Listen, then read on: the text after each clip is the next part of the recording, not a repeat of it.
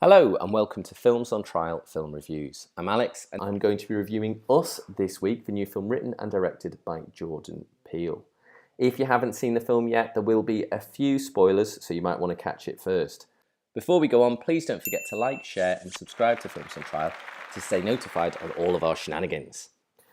Now, this film begins absolutely brilliantly, where a girl, Adelaide, has a horrifying experience in a haunted house at a beach, where after going through a hall of mirrors, she finally meets a version of herself. Now, although we don't quite find out what happens there, years later she returns with her family to the exact same beach.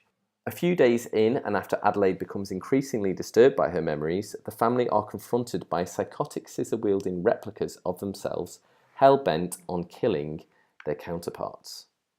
The mystery that slowly unravels in this film is fascinating, and Us perfectly balances slasher violence with serious creepiness, while also dripping plot revelations that are perfectly timed to keep the audience engaged and desperate to find out more. For me, however, the real triumph of this film is its social commentary. We see Adelaide's family as affluent enough, affording a lake house and an albeit low-end speedboat, but still a speedboat. We also see them competing with the Tylers, a dysfunctional family that have more than them. As we learn more about the doppelganger would-be killers, we discover that these shadows have always been aware of those who live above ground or in the light and have nothing but hatred and envy for them. For me, this was a superb take on privilege and wealth in America and how those who have are often afraid of those who have not. However, it never becomes preachy and it never sacrifices the horror element, which I think is a serious achievement. It's also entirely possible that you could watch Us and not pick up any of that and just see the characters as darker shadow versions where our real enemies are always possibly ourselves. The performances in this film are possibly note perfect, especially Lupita Nyong'o, who carries the film both as Adelaide and her shadow counterpart. After smaller roles in Black Panther and 12 Years a Slave, I think it was time for Lupita Nyong'o to take on a leading role, and she has absolutely established herself as one of the best. I'm really excited about what she does next, and mainly that's just due to the depth she brings to both roles. The family are also played brilliantly, with an affable husband, Gabe, played by Winston Duke, and an anxious son performed by Evan Alex, who often hides behind a mask.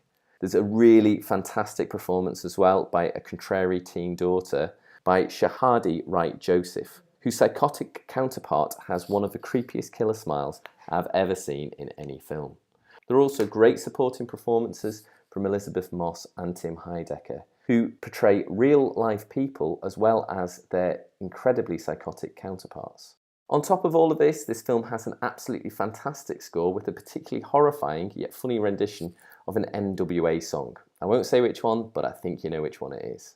There's also a tight script that keeps you guessing all the way through, and yet it's littered with throwaway comments to become more meaningful later as the plot progresses. It plays the line absolutely perfectly between horror and humour. All in all, I'm going to give Us 4 out of 5. It was pretty much note perfect, but it's very hard not to compare this film to Get Out, which was absolutely 10 out of 10. Although the ending of this film is fantastic and is a great twist, having looked back on it a little bit later, there are possibly a few plot holes and things that don't make sense. And although the rest of the film is superb, it does stop it from being an absolute perfect film. So what did you think? Did you agree with the review? Let us know in the comments section below, and don't forget to like, share and subscribe. You can listen to Films on Trial on any podcasting platform, and why not check us out on Twitter @FilmTrials. See you next time.